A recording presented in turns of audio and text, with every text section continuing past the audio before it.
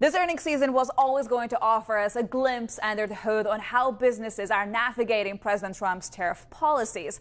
And European car makers are, unsurprisingly, facing the brunt of the tariffs with, listen in, a 27.5% U.S. import levy on autos, 25% on auto parts, and a 50% tariff on steel and aluminium.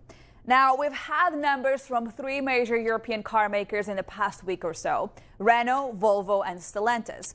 And the numbers have made for tough reading. First, Renault. Their shares actually plummeted 18% last Wednesday after the company slashed its operating margin outlook for the year. And while its lack of exposure to the U.S. has relatively shielded it from the tariff impact, it has not escaped lackluster demand and Chinese EV competition. Next, Volvo Cars. A few days before results day, the Swedish car maker reported an impairment charge of 11.4 billion Swedish kronor due to tariffs. The second quarter operating profit came in at just under 3 billion Swedish kronor, down from 8 billion a year ago. That stock bounced, however, as the results still beat analyst expectations. Here's what the CEO told CNBC.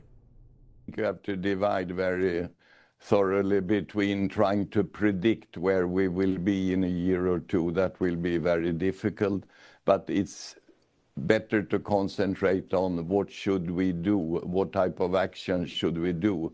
And then it comes down to we should be more regional, we should have stronger regions, we should produce closer to our customers, we should continue developing electric cars, etc.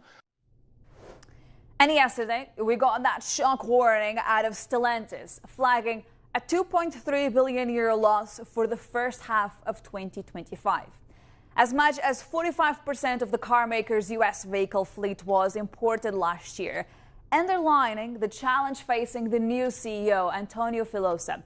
However, that's still much less than the share of U.S. imports for Germany's car makers. We'll have earnings from VW at the end of this week, and we'll see what Europe's biggest car maker reports then. Before that, however, we'll get the view from Detroit, where General Motors will be reporting later today. So plenty to digest, and you need a lot of pressures when it comes to this sector in particular.